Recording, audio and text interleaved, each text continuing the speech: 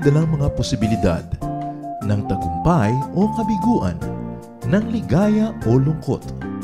Kaya marapat lamang na tanggapin si Jesus bilang tagapagligtas at Panginoon. At matapos yun ay panariwain ang katapatan at paglapit sa Kanya bawat araw o day by day. Ang day by day ay naglalayong umalalay sa pang-araw-araw na pamumuhay. Narito po si Kuya Ed Lapis sa mensaheng pinamagatang Open Up to People.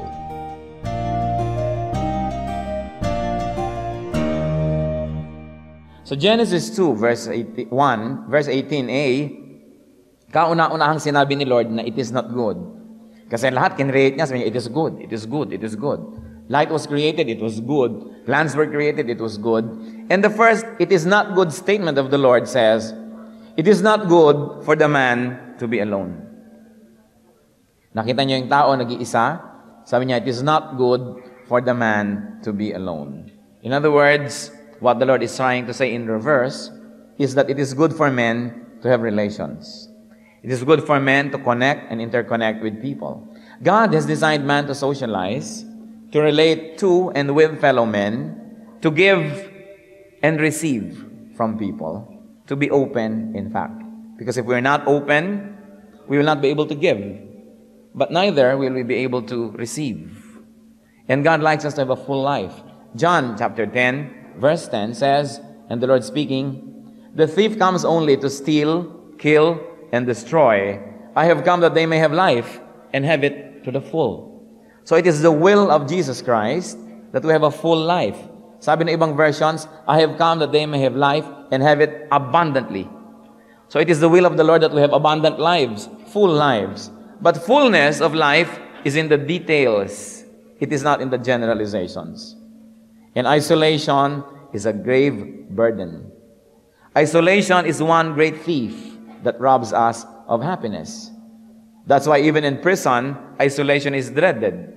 Kinakatakutan yung mababartulina ang isang prisoner, mahihiwalay siya sa mga kapwa prisoner, dahil kahit nagkakagulo, may away, nagrarayot, mas mabuti pa rin may kasama kaysa wala. Kaya sabi ng isang kanta, people who need people, are the luckiest people in the world. While needing people may give you a sense of weakness, needing people also gives you a sense of happiness. Sa atin pong pagharap sa mga bagong opportunities, bagong taon, mga bagong chapters ng ating buhay, tinatalakay natin ngayon yung mga little details of life that makes life even more nice or even nicer because the Lord likes us to have a full life.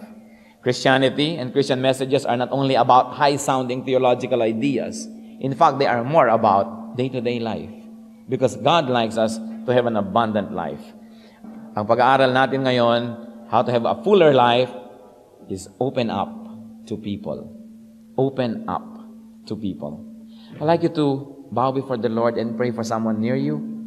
Idalangin natin na kakausapin tayo ng Panginoon at magiging pagpapala ang ating pagsasama-sama sa sandaling ito.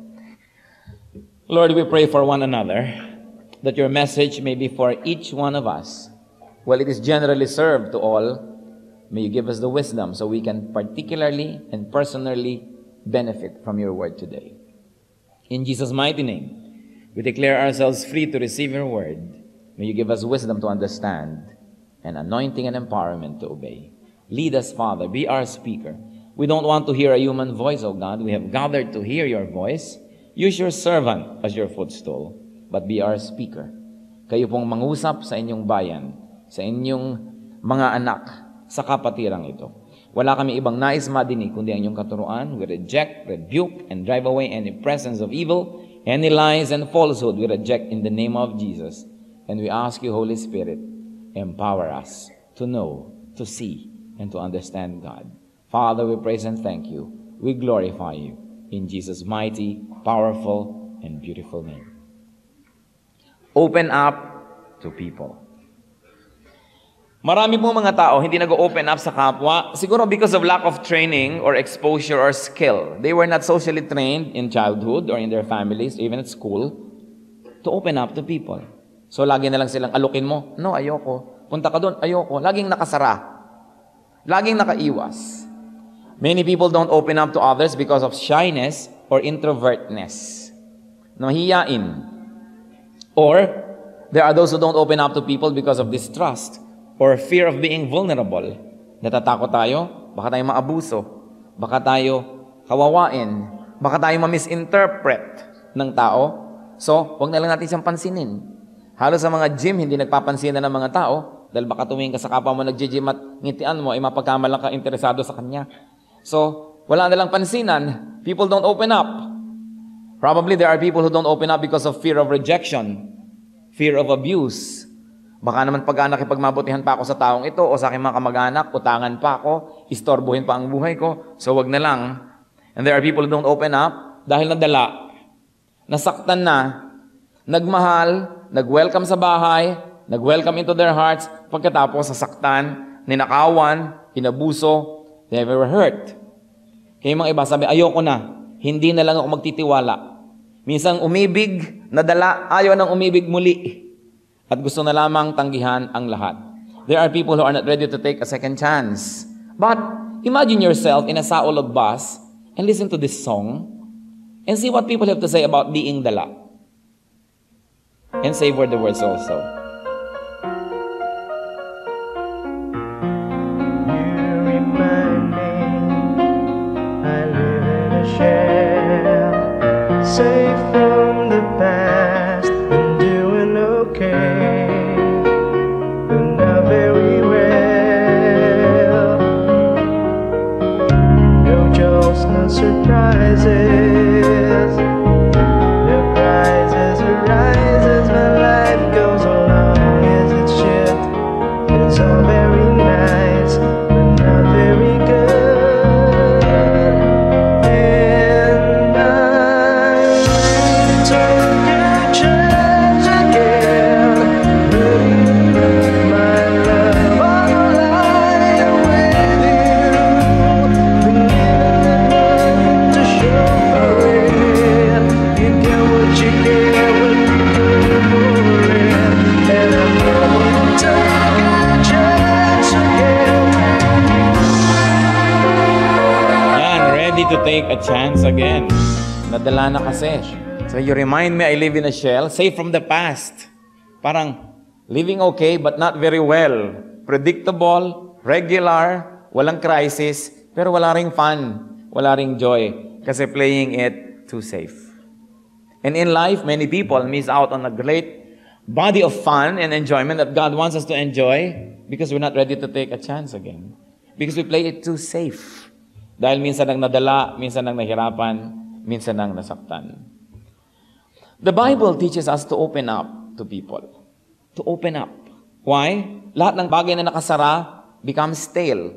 Subukan nyo ang bahay na nakasara, yung hangin nagiging luma, inaamag. Subukan nyo rin yung mga pagkain na nakulong, napapanis. Kailangan nahahanginan, nakakahinga. Kailangan open tayo. Although there is a risk when we open up, that there's also a lot of reason to open up. How can we open up to people? How? Pwede kaya tayo mag-practice habang sinasabi natin, practicein nyo sa inyong katabi ang mga sasabihin natin. First of all, look at people. Tingin na kayo ngayon. Look at people. In a friendly way. Kasi pwede naman kayo umirap. Pwede naman kayong tumingin na parang sinasabi mong, kayang wambilhin tong damit ko. No? Pwede naman kayong tumingin na parang, may gusto ka siguro sa akin. Ano? Pero yung look at people in a friendly way. Proverbs 6:16-17 says that haughty eyes are detestable to God. So yung dapat tayong tumitingin, nakikipagtinginan sa kapwa, pero hindi yung condescending, hindi yung mapagmataas, but just to look in a friendly way. Establish eye contact. Kaya kita nyo yung mga tao na ayaw nila mag-open up to others, what do they wear? They wear dark glasses. Para hindi ninyo makita kung nakatingin sila sa inyo, hindi nyo makita, hindi pala sila nakatingin. They wear dark glasses. The dark glasses are saying, ayokong makipagtinginan sa'yo. Ayokong makita mong nakatingin ako sa'yo. Ayokong makita mong umiiyak ako. Kaya sa mga libing, maraming naka-dark glasses. Dahil gusto nila, keep me to myself. Don't look at me, and I don't want you to see me crying. But when you want to open up to people, look at people. Because our eyes are our windows to the world. Napakahalaga pala nung tingin. At naranasan ko lang yan when I had an eye surgery, isang laser surgery, na 3 days hindi ako makapagbukas ng mata. Ang sakit buksan, kailangan ko pang hawakan yung talukop ng mata ko at iangat para siya bumukas. Ayaw, my eyes refused to open because of the pain it went through. So, lagi na lang ako merong household staff who was doing little massages on my foot or my finger. You know why? Because I wanted to connect with people. Kasi pala, pag wala ka nakikita at ang tagal-tagal, you feel so disconnected. That's why we should touch the blind. Kasi kahit malayo ang isang tao, tingnan ko lang kayo, tingnan nyo ko, nakita yung mata natin, nagkaintindihan tayo. Kahit anong message pa ngayon, nagkaintindihan na tayo eh. Minsan meron kayong taong pinag-uusapan lagi, pumasok sa kwarto. Nung nagtingin lang kayo ng kausap mo lagi, nagkaintindihan na kayo. Because you connect with your eyes. You connect. So when you want to connect with people, look at people. Another way to open up to people is to smile. O practice ulit. Hindi naman laugh, smile lang. May sound pa ang smile eh. Smile, or if you already are smiling, smile more often. You cannot always be happy, but you can be cheerful. Sometimes it becomes very selfish. We carry the world on our shoulder. We wear our hearts on our sleeves. Tapos may problema tayo, kitang-kita sa mukha natin. Not knowing that we also have a ministry of comfort. That we can comfort people just by smiling at them. Masyado tayo kumisan obsessed sa nararamdaman natin sa ating mood, na nadadama yung iba, nalilimutan natin, may pananagutan din tayo na pasayahin ang ating kapwa. Na binigyan tayo ng Diyos ng mukha para ingiti sa kapwa, para kung may mabigat man siyang nararamdaman o problema, nakatulong tayo sa kanya without even saying a word. Just a smile. In fact, I have read about one person na nagsabi, ito sa West, no? Sa Western Hemisphere nangyari. Magpapakamatay siya nung araw na yon, tatalon siya kung saan, pero sabi niya, may isa lang ngumiti sa akin na makasalubong ko, hindi ako magpapakamatay. Buti na lang may ngumiti. Hindi tuloy siya nagpakamatay. At kung kayo yung ngumiti na yon, can you imagine what kind of ministration you were able to give to people? Eh kung kayo yung kasalubong ng magpapakamatay, nung makita nyo, inirapan nyo pa. Baka nadali, isinama pa siguro kayo. Kaya mahalaga yung ministry of smiling because you advertise your openness. But people who don't want to be bothered, people who don't want to be disturbed, they don't smile because it might encourage people to come near them. So para tayong merong fortress mentality. Many people, ang buhay parang fortress. Parang may mga kanyon, may mga matataas na pader, huwag kang lalapit, babariling kita, nakasana aking pader, ayoko sa'yo, leave me alone. And these people, yan yung mga kumakanta ng, it's so very nice but not very good. No jolts, no surprises, no crisis arises in my life. Pero wala ring fun. Because the greatest difficulties can come from people, but the greatest fun and enjoyment can also come from people. The same heat that melts the wax hardens the clay. So the same people that can bother us are also the same people who can help us. The same people that can bring unhappiness to you sometimes are the same people that can bring you happiness. What else do we do to open up to people? Greet people. Greeting is a very biblical tradition. In fact, sa Bible, napakahaba ng mga greetings. Kaya sinabi ni Lord, just to underline the urgency of the gospel, sabi niya sa mga missionary niyang ipinadala, greet no one on the way dahil nagmamadali kayo. It doesn't mean snub everybody on the way, but the traditional greeting of Israel is so long. Kumusta ka? Mabuti. Ikaw, mabuti. Ang nanay mo, mabuti. Ang nanay mo, okay naman. Ang tatay mo, kumusta? Okay. Ikaw, ang tatay mo, ganun hanggang mga kapinsan-pinsanan kasama sa kumustahan. Kaya sabi ni Lord, greet no one on the way. It means, forget the formalities and get straight to the point. We are surrounded by a very rich tradition of greeting in Scripture and even in our own culture. Nangingitian tayo. Nag-uusap. Kahit walang ngiti, kumikindat. It's a greeting. We have many ways to greet people. Kaya nga tinuturo sa atin to greet not only our brethren, not only our relatives, hindi lang yung mga mahal natin at sa buhay at mga polite at kaibigan, kundi pati yung mga kabaligtaran nun. Sabi sa Matthew 5:47, sabi ni Lord, and if you greet only your brothers, what are you doing more than others? Do not even pagans do that? So in other words, you should greet not only your brothers, but even your enemies. That you greet people. It is a ministry. It is not just something dependent on your feeling or mood. Ministry natin yon sa iba. And there's another way to open up to people, brothers and sisters. Touch people. Siyempre naman, if the social context is right, and if the person permits it. Before you begin touching everybody, kailangan merong social contract that it is allowed, that it is done in good taste, that you touch people warmly and decently. Sabi nga nung isang kanta na umuso yata noong 1950s, touch my hair as you pass my chair. Little things mean a lot. Yung mga maliliit na mga gestures that can mean so much. Kung minsan sa mga namatayan, hindi mo malaman kung anong script mo sa namatayan, narong sabihin mong, parang natutulog lang siya. Samantalang nakabarong Tagalog, may natutulog bang may bulak sa ilong? Pero wala ka kasing masabi, parang natutulog lang siya. Kahit hindi naman totoo, may natutulog bang nakagown? O kaya, naku, ganito, ganyan. Paano namatay? Sawang-sawa na yung namatayan ka. Kukwento sa bawat dumarating kung paano namatay. Kung pwede lang may tape recording, ito, replay, check. Makikinig ka na lang kung paano namatay. Kasi mamaya may darating uli, paano namatay? Ulit na naman yung namatayan. Alam niyo, mas mabuti pa kung wala tayong masabing matino, just a little touch. It says so much. It conveys your feelings. It conveys your condolences more than idle words can ever do. And you know, the Lord Himself touched people a lot. Kahit nga patay, hinipo niya against the law of Israel. At yung hinipo niya na buhay because it is important to touch. Matthew 14:35-36.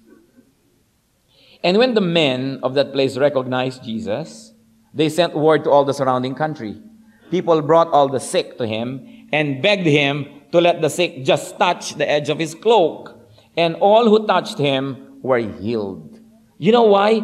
It was true in Jesus in the highest form that those that touched Him got healed.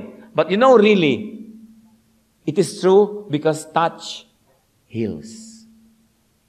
Nakakapagpagaling ang touch. People who have wronged you, instead of saying, pinapatawad na kita, hawakan niyo lang konti sa shoulder, konting pisil, konting touch. It says volumes upon volumes of good words. Touch heals. Something that we should relearn to do. Because of the impersonal corporate culture that is engulfing us, nawawala sa atin yung ganong mga bagay. We Filipinos are a touching people. Pansinin nyo, kumusta ka? Touch tayo ng konti. We always touch. That's why, according to the surveys of very respectable magazines, international magazines, Filipinos are the happiest people in Asia. Pero yan naman dahil sa Asia lang ginawa yung survey. Mga kung sa world, I will believe that we are the happiest people in the world. Kasi lahat ng sinabi ko, yung smile, yung greet, yung touch, tayo lahat yon. We always extend to people and we allow people to extend themselves to us.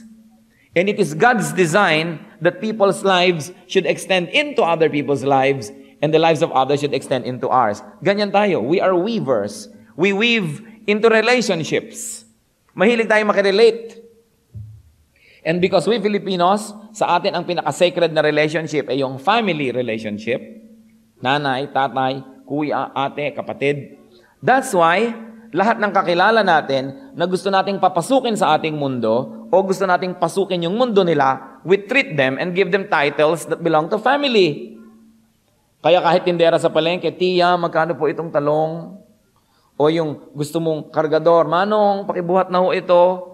And everybody's your tita and tito. And everybody's your kuya and ate because we extend the family relation, which is sacred to us, to people. Napaka-open natin. We are probably the most open, socially open people on earth. Lahat welcome into our world. Kaya lahat naman welcome to our shore. Lahat na lang, kati imported goods, everybody welcome. Tayo naman nakikibuhay na sa buhay ng lahat, nakakalat ang Pilipino sa lahat ng bayan sa mundo. We are extending more than anybody else. Probably it adds to our happiness. Because God said, it is not good for man to be alone. Kaya pinakamaraming rates of suicide, dun sa mga kabaligtaran natin ng culture. For instance, ang pinakakabaligtaran natin dito sa Asia, siguro Japan. Kasi sa Japan, ang art nila, yung walang kalaman-laman, art yun. Tayo naman, punuin yung dingding na yan, kalendaryo, mga diaryong ginupit, diploma, litrato, nandyan lahat, payong, kasabit lahat, no? Walis. Ang dingding ng Hapon, walang laman. Sa kanya yun ang art. Kabaligtaran natin, Sila walang kakibo-kibo. Kaya maraming mga Pilipina nagdurusa ang asaway Hapon kasi hindi karinyoso. Mahal ka, no doubt. Pero hindi sinasabi. Hindi ka ng Pilipino, pabulong-bulong pa. No? May pulburon pa yung bulong nun. I love you. Yung pala marami rin sinasabihan kasi mapagmahal. Pero punong-puno. 2 years ago, kasi hindi pa lumalabas yung survey last year, 32,000 people committed suicide in Japan. 32,000 people, ilan yon? 4 na punong-punong folk arts theater. The richest economy in Asia is also the saddest. I visited one of my Japanese friends and it is seldom that the Japanese will welcome you into their home. Nakarating ako hanggang kakwarto-kwartuhan niya, 3 ang alarm clock. Sabi ko, bakit 3 alarm clock mo? Para yung isa pang hindi nag-work, may isa pa. Yung isa pag hindi nag-work, may isa pa. Dahil ayoko mahuli sa trabaho. Talagang sobrang silang efficient to the point para ng machine. No? Nawawala na ng fun. Sinong mayroong highest rate of suicide in Europe? Switzerland. The most stable economy there. Switzerland is the highest rate of suicide. Sa Asia, ang mga second runner-up at third runner-up ng Japan, Singapore, Hong Kong. Yung mga very highly developed, highly impersonal na yung culture kasi sobrang efficient. No? Napaka-efficient kasi nagiging parang makina yung mga tao. There's very little touching and interweaving into people's lives. Hindi katulad sa Pilipinas, pwede pang mangyari yung nakasakay ka sa kalesa, binangga ka, nakaladkad ka ng tricycle, nahulog ka sa tulay, sumute ka sa bangkang dumadaan sa ilalim. Yung sa atin lang nangyayari yung ganyan mga bagay. No? Parang disastrous, pero nakakatawa rin. Maraming area for fun. And we touch people. Touch heals. It is important. Ano pa? How else do we open up to people? Be present. Be present at socials.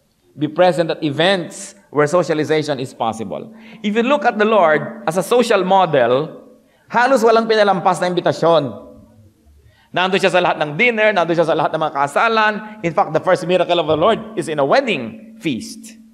Nandun siya sa lahat ng mga lamayan. Pag may patay, nandun siya. Pag may inililibing, nandun siya. Merong may sakit, nandun siya lagi. Interweaving his life with people. Kaya nga naparatangan siya, friend of sinners. Mahilig pumunta rito, kumain dito. Natawag pa siyang glutton. Masyado daw matakaw. Because he was going to every dinner available. You know why? Because he was reaching out to people. We should be present at socials. Hindi lagi kang nakaiwas ng nakaiwas. Especially kung medyo maayos-ayos na yung buhay mo, iwas ka ng iwas sa iba dahil baka utangan ka, baka hindi ka magkaroon ng kapayapaan. The Lord socialized a lot and set for us a very good example. In fact, Nicodemus even presented himself before the Lord. Those who were blessed were there socially. They were available to see and to hear. What else do you do, brothers and sisters, to open up to people? Invite people. Invite people into your time, into your space. Hindi yung parang fortress ang iyong buhay. Luke 24:28 to 29. As they approached the village to which they were going, Jesus acted as if he were going farther. But they urged him strongly, "Stay with us, for it is nearly evening. The day is almost over." So he went in to stay with them.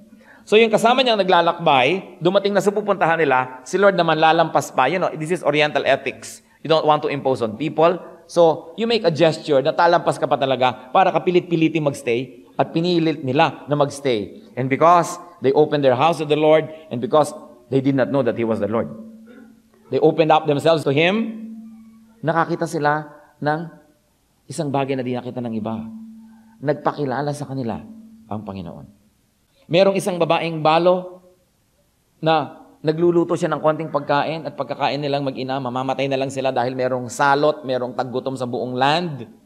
Dumating yung prophet, pinakain niya, ipinakain pa niya yung kakainin nila mag-ina. Anong nangyari? Yung kanyang banga, bubuksan niya, meron na namang laman, nakapagluto ulit siya ng harina, nakapagtinapay, at hanggang yung salot na yon was there in the land, hindi naubos ang laman ng jar because she opened her life to the man of God. Meron pa isang mayamang babae. May dumadaang prophet lagi sa kanilang bayan. Sabi niya sa kanyang asawa, ba't di tayo magdagay ng extension? Maglagay tayong upper room, lagyan natin ng furnishing, para yung man of God na yan pag narito, dito na lang siya magstay. So, ginawa nila yon. nagtira sa kanila tuwing nandun sa lugar na yon, yung propeta. At itong babaeng ito na hindi magkaanak ay nagkaroon ng anak. In fact, namatay naman yung anak na yun later, dinala na naman niya yung prophet, sinundo, ipinatawag, at nagkaroon ng miracle, gumaling na naman. Miracles happen when we open up our lives to people. But of course, we must be wise as serpents that you don't just open up to just anybody. But the reverse of it is you don't close your doors to just anyone you don't know. So kailangan pagpe-pray natin, sinusuri natin, humihingi tayo ng guidance from the Lord. But you invite and share a bit of yourself with people. Sa John 4:29, makikita natin yung babaeng Samaritana na sobra ang privacy niya sa buhay, sobra ang paglayo niya sa mga tao, na umiigib siya ng tubig, tanghaling tapat. Samantalang lahat ng babae umiigib bago sumikat ang araw o bago lumubog ang araw, yung hindi masyadong mainit. Tanghaling tapat siya umiigib. Maybe she was avoiding all the other women of the town. But when she met the Lord, she opened up. At sabi niya sa John 4:29, sa kanyang mga kababayan, pinuntahan niya yung mga taong iniiwasan niya, "Come, see a man who had told me everything I did. Could this be the Christ?" And because she opened up to people and she allowed people into her life and into her experiences, she was able to bring a whole village to the Lord. And the village asked the Lord to stay 3 days, and the Lord taught them, and there's no doubt that they heard about salvation. Just because somebody opened up, other people benefited. What else do we do to open up to people? Give. You give something of yourself. Don't be afraid to give. The secret of receiving is in giving. Why? Yung open lang ang nakakapagbigay, yung open lang ang tumatanggap. Pag yung kamay nyo nakasara dahil may konting blessing kayong hawak, ayaw nyong buksan dahil ayaw nyong lumabas yung blessing na yon, well, dahil saradong-sarado, hindi nga lumalabas, pero wala ring makapasok dahil nakasara. Kaya yung mga sinasabi ng mga feng-shui, na, "Hoy, lampas-lampasan naman ng mga pinto mo, ang mga blessing mo lalabas." Di pa pasok din? Lalabas, papasok. That is what life is all about. Papasok ang oxygen, lalabas ang carbon dioxide. Pagka pinigil mo yung hinga mo, subukan nyo nga wag huminga hanggang matapos ang message na ito. Dasal nyo, sayang ang hininga ko, hindi ko ilalabas. Sayang, ayoko magbigay. But what happens also is you deny yourself the opportunity to receive. At ganyan ang nangyayari sa mga taong madadamot. Yung ayoko makipagkaibigan sa inyo, baka nyo ako hingan. Pero dahil sa kawalan mo ng kaibigan, wala rin nagbibigay sa'yo. Ayokong paabala sa'yo, therefore wala ka rin maabala pag ikaw nangangailangan. Many people hold stale and old and spoiled blessings in their hands. Samantalang kung binuksan mo yon, ibinigay mo sa iba, your hand will be open and free and empty to receive fresh blessings. Hindi yung lagi ka na lang ayaw magbigay. Meron ka talaga, pero yun na lang yun, very limited. You never know the great opportunities that you are missing. So give something of yourself. Because unless you empty your hands and you give it to people, the Lord will not be able to give you new and fresh blessings because your hands are full. It has to be empty again. Para hindi ka pwedeng mag-inhale kung hindi ka muna nag-exhale dahil mapupuno ka na, sasabog ka nun. That's what life is all about. Receiving, giving. Inhaling, exhaling. Kaya di pat kahit mga damit, subukan nyo, basa, ilagay nyo sa loob ng isang nakasarang lalagyan. Mamaya, may amag na yan. Kasi hindi siya nakahinga. You are designed to give and to receive all the time. And that is what the circle of life is all about. Na may pumapasok, may lumalabas, may pumapasok, may lumalabas. Mahalaga to give. And you give time. You give resources. You give help. You give gifts. The Lord taught and exemplified this. In fact, sabi sa Proverbs 19:6, "Many carry favor with the ruler, and everyone is the friend of a man who gives gifts." Dapat marunong tayo magbigay ng mga gifts. It's a great act of friendship. Ano pa po ang gagawin natin to open up to people? Participate in people's lives. We have to participate. Participate in people's time and space and lives. Especially if they are family. Alam niyo, ang family is a very precious source of friendship that we neglect. Sino ang merong common memory sa inyo ng inyong childhood, kundi lang inyong mga kamag-anak? Lalong-lalo inyong mga kapatid. Kahit yung asawa niyo, wala naman siya doon nung kayo 5 years old, 6 years old, 7. And yet we neglect that our brothers and sisters are great sources of friendships. Ang nangyayari pag ang mga tao nakakaasa-asawa, nakakanikanyang buhay, nakakalimutan lang yung mga kapatid, nakikita-kita na lang pag may libing. O kumisan, may reunion, which is very artificial, darating ka ng ganitong oras, aalis ka ng ganitong oras, ano mangyayari doon? Siyempre, everybody's stepping his best foot forward, at kung yung mga kamag-anak nyo mahilig mag-compete, pagpapa-impress pa yon. So you never get to really talk. You never get to share lives. But you know, you can have new friends, but you cannot make old friends. You can never make old friends. Dahil lampas na yung panahon eh. So yung old friends natin, especially mga kamag-anak natin, mga kapatid natin, they're so important. And yet, we miss out on the great fun because we forget them. It's important to open up. Kasi kumisan, yung mga magkakapatid, close to each other, pero pag nagkaroon ng kani-kanyang asawa, ito na ang mga asawang naghihiwa-hiwalay ng pamilya, lalo't may mana. Siyempre, yung mga sabit ang number one sulsol. Uy, yung mga anak mo, kawawa naman. Actually, siya yung may gusto, no? Kasi yung anak mo, kailangan ipaglaban mo yan. What else? We give. We participate in people's time and space and lives. Kasi sayang oras natin eh. Masyadong malaking nai-invest. A-attend ka sa graduation ni ganon, kasal ni ganyan. Pero sa kanilang milestones ng buhay nila yon, napakahalaga that we don't miss such things. Sino nga ba mahilig pumunta sa kasalan? Mag-aayos ka pa, gutom na gutom ka, madalas naman di masarap yung pagkain. No? Tapos ang awa ka doon sa mga ibon na kanina pa kulong na kulong. Tapos naman, tuwing tatawagin ng dalaga para sumalon ng bulaklak, walang gustong tumayo, malalaglag ang bulaklak sa sahig. Boring ang mga kasal. No? But we can make it interesting. And just by being there, you're saying, you're important to me. Yung iba, magre-regalo pa tayo, huwag na tayong pumunta. Puro pa iwas, puro pa iwas. It's all about money. That's why people close and not open up. But it's important na kahit man lang tulayong binigay ninyo isang card to be there, to share milestones in people's lives. And you know, this is one of the great challenges to people like me who's a pastor. Because ang kasal ng tao, minsan lang mangyari sa kanyang buhay. Ang libing ng tatay mo, minsan lang mangyari sa iyong buhay. But for people like us, it happens nearly every day or every week. So for you to reinvent its freshness and to find joy in it is a great challenge. But you do. You are there because you want to give to people. You don't want to assign it to just anybody dahil sa kanya, mahalaga yun. Yung pagpapahalaga natin sa kapwa. And true enough, sino ba naman ang natatandaan natin when all the chips are down? You don't remember people who delivered the greatest speeches on earth. You don't remember yung umimbento ng washing machine. Hindi mo naaalala yung mga taong nakarating sa buwan. Ang naaalala mo, sino ba yung dumalaw sa'yo nung may sakit ka? Sino ba yung unang-unang dumating nung namatayan ka? Nung walang-wala kang pera, sino yung nag-abot sa'yo? These are the people we remember. Because greatness is not about inventing and reinventing the wheel. Greatness is not about building the pyramids of Egypt because chances are you probably don't even know who built them. But greatness are composed of little acts of kindness in daily life. And this is what matters to us. So gusto nating maging anak ng Diyos, maging liwanag ng sanlibutan, be kind to people. People need kindness. And there are those who need it more than others this very special time. So we welcome people into our lives and we also join people in their lives, not only when you are welcome. Katulad ng Panginoon sa Luke 19, 5-6, inibitan niya ang kanyang sarili sa bahay ni Zacchaeus. When Jesus reached the spot, he looked up and said to him, meaning to Zacchaeus, Zacchaeus, come down immediately. I must stay at your house today. So he came down at once and welcomed him gladly.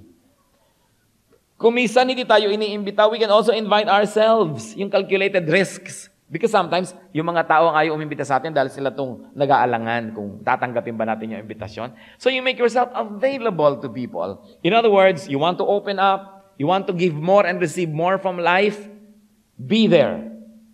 That should be the rule. Be there.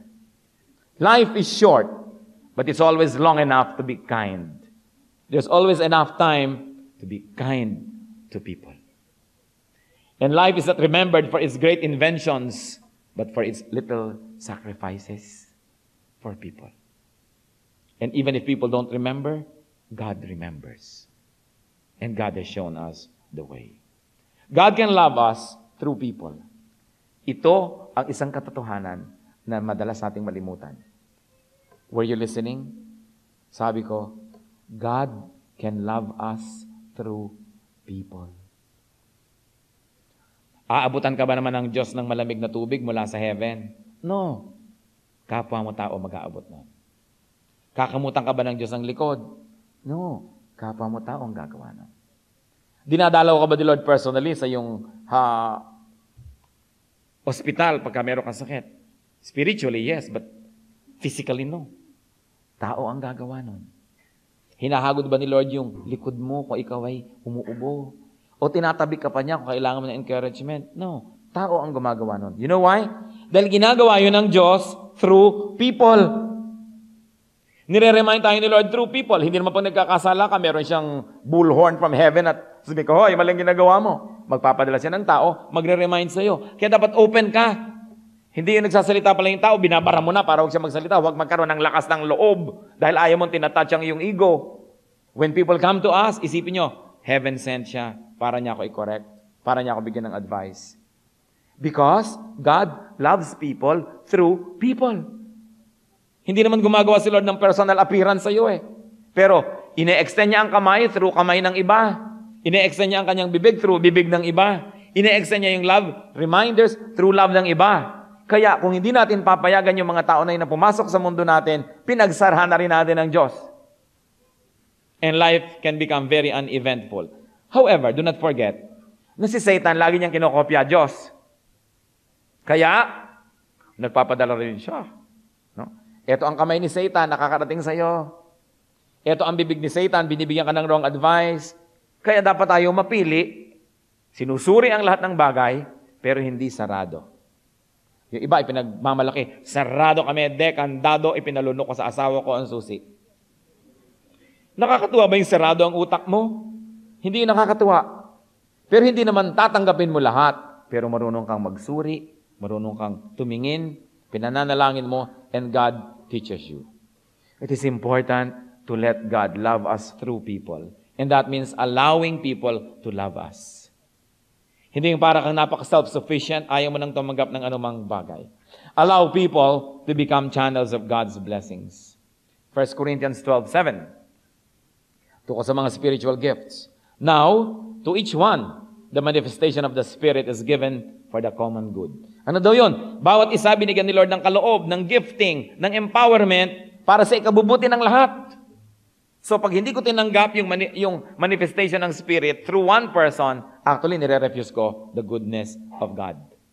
Friends and people can multiply our joy and divide our sorrow. That's why it's important to be open to people. Proverbs 17:17, a friend loves at all times, and a brother is born for adversity. Napakahalaga nun, a friend loves at all times, and a brother is born for adversity. Bakit ka ba may kapatid? Kasi kung may pangangailangan ka, may kapatid ka. Pero pag iniiwasan ka, ang telepono inihahang, off ang cellphone dahil baka ka tumawag, ba't ka pa may kapatid? Because a brother is born for adversity. Proverbs 18:24, there is a friend who sticks closer than a brother.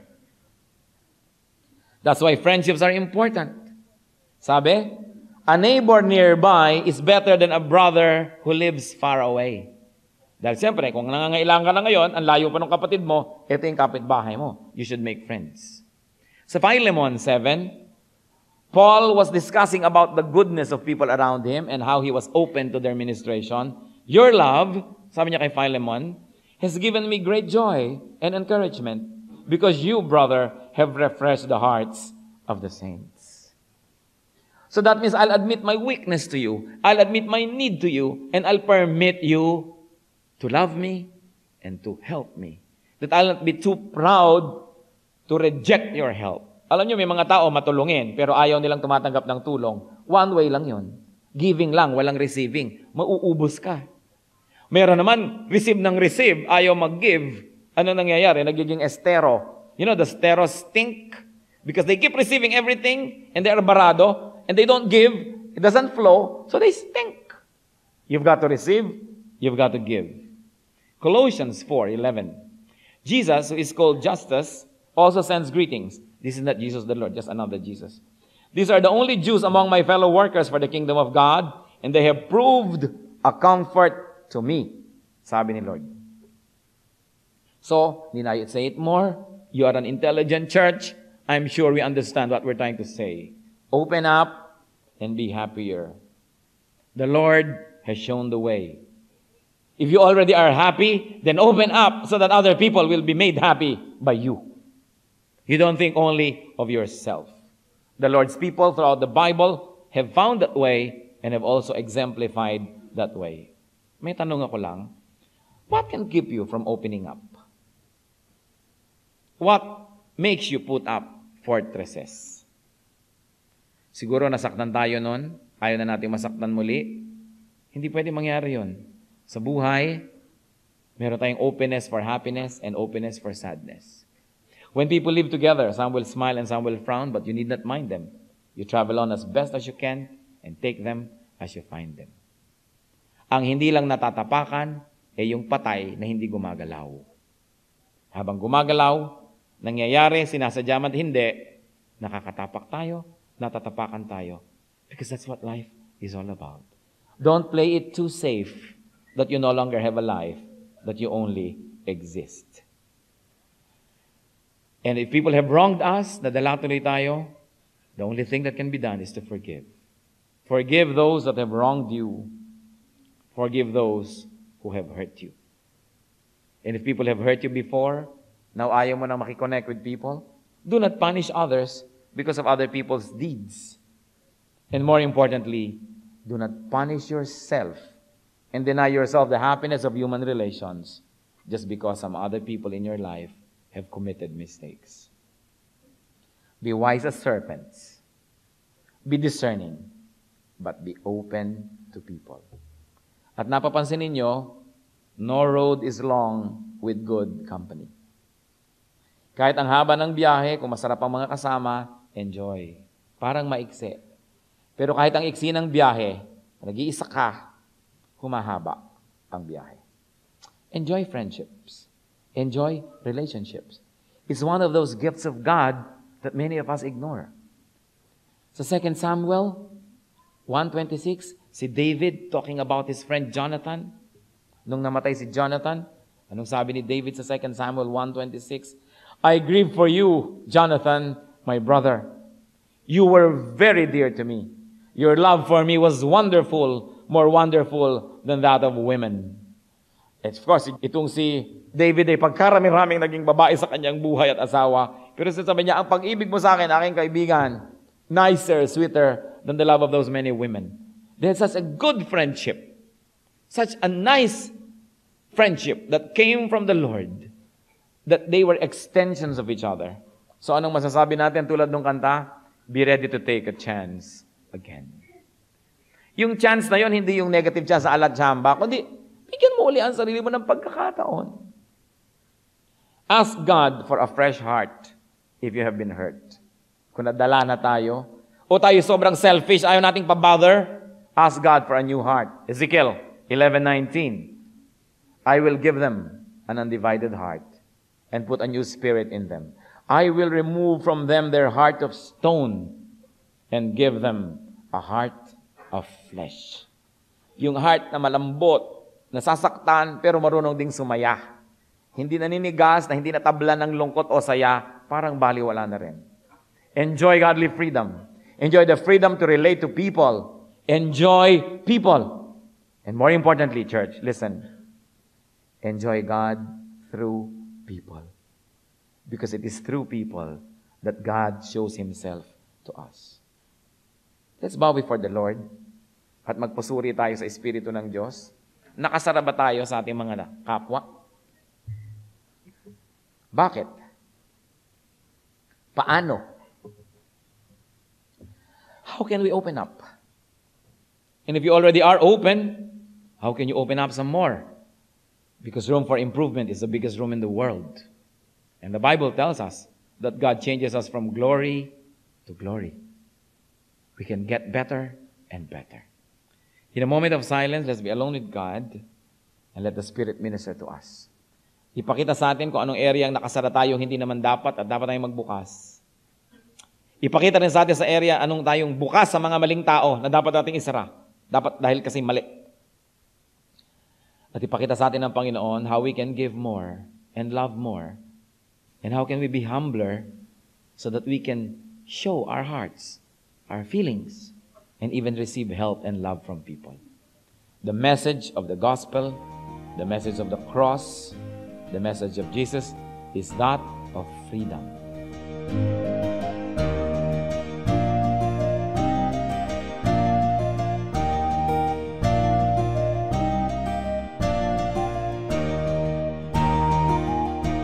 Ang katatapos pong mensahe ni Kuya Ed Lapiz ay pinamagatang Open Up to People.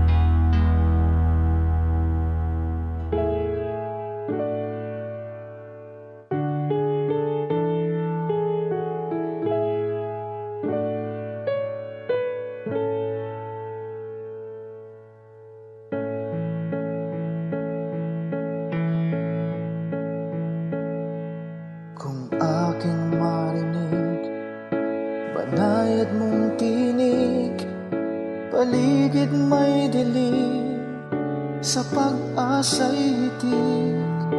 At kung sa panahon ba ng kasiyahan, walang pagkalimot, dalay pasalamat.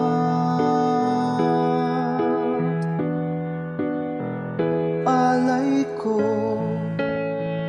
ay papuri, damhin mo pagsamba, ang pag-ibig mo sa'kin walang hanggan.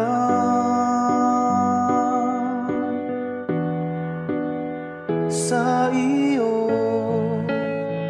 kabutihan, buhay ay nakamtan.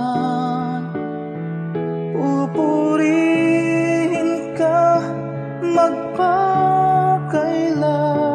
pa man, aking Diyos.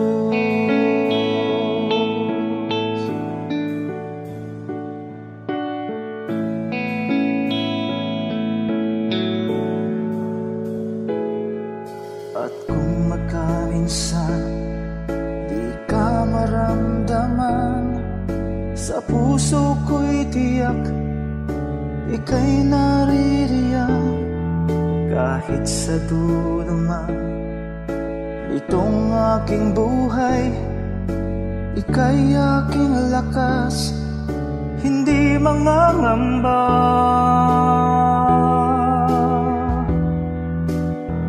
Alay ko ay papuri, damhin mo pagsamba. Ang pag-ibig mo sa'kin walang hanggan.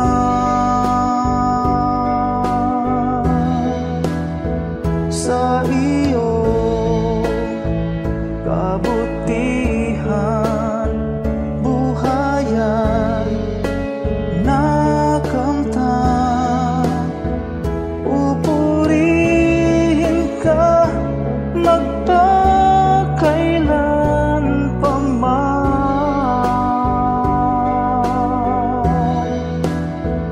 aking Diyos.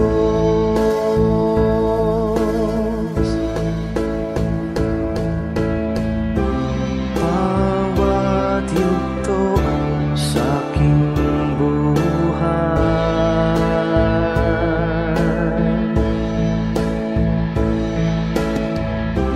laging laan iyong gabay.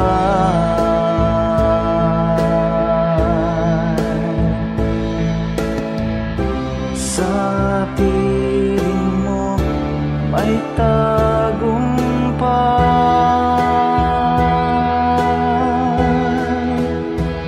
Alay ko ay papuri, damhin mo pagsamba. Ang pag-ibig mo sa'kin walang hanggan.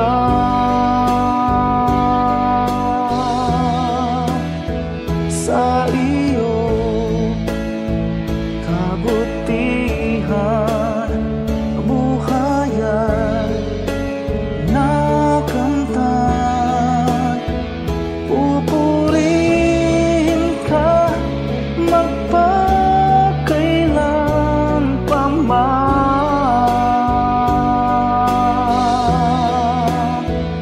Alay ko ay papuri, damhin mo pagsamba. Ang pag-ibig mo sa'kin walang hanggan.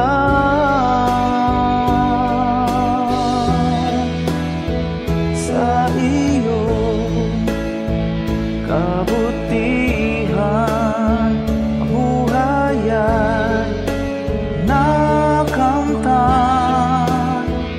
Pupurihin ka magpakailan pa man,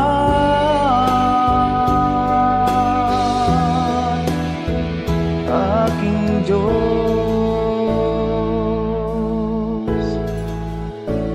aking Diyos,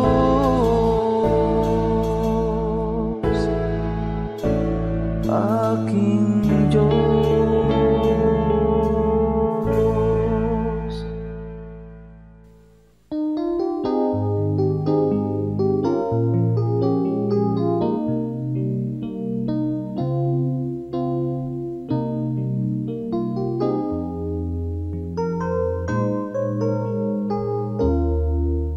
Nang ang buhay ko nooy laging nangangamba,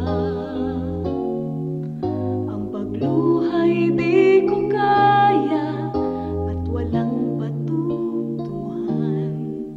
O Jesus, nang ikaw nga ang makilala ko, ang lahat iyong pinagtatag, ang lahat inayos mo.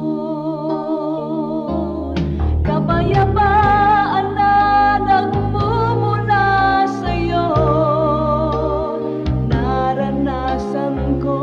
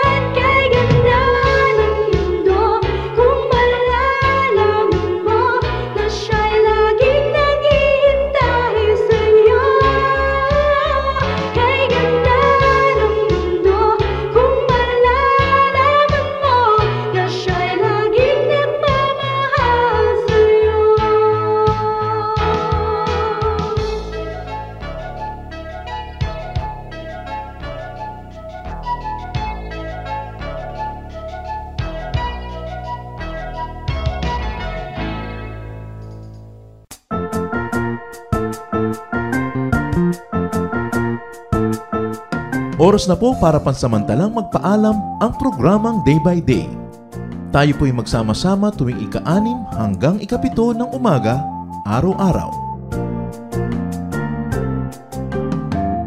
Magandang umaga po at mabuhay ang Panginoong Hesus!